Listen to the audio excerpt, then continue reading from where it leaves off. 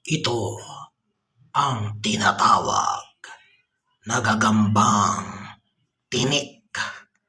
Ito ay kadalasang nakikita sa mga bahay at likas na sa mga Pilipino na ang gagambang ito ay tinatawag na gagambang tinik.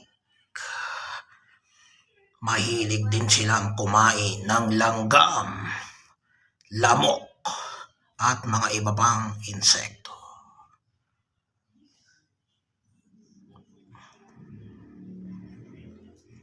Gagambang tinik.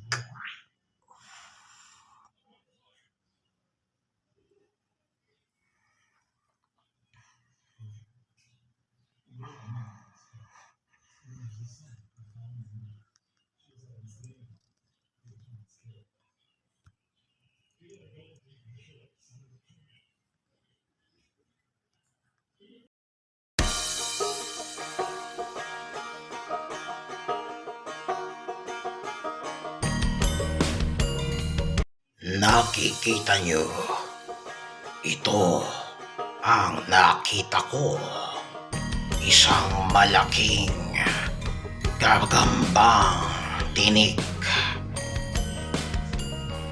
Ayan, napakalaki po. Ito ay mga naninirahan sa bahay, minsan sa mga banyo. Yan ang tinatawag na gagambang tinik.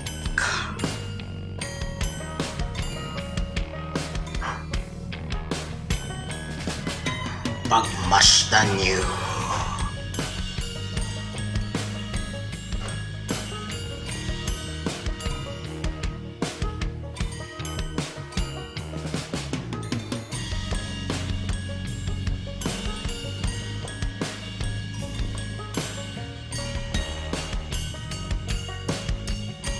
Gagambang tinik. Ayan.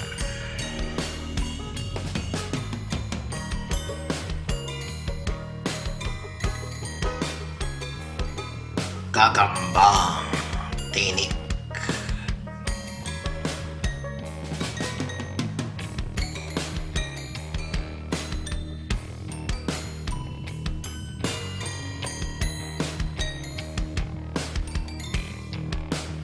Ang mga gagambang tinik ay hindi naman delikado sa tao, pero kumakain din sila ng langgam, lamok at iba pang mga insekto. Kaya pag nakikita niyo sila sa mga bahay niyo, huwag niyo silang tataboy. Yan ang gagambang tinik.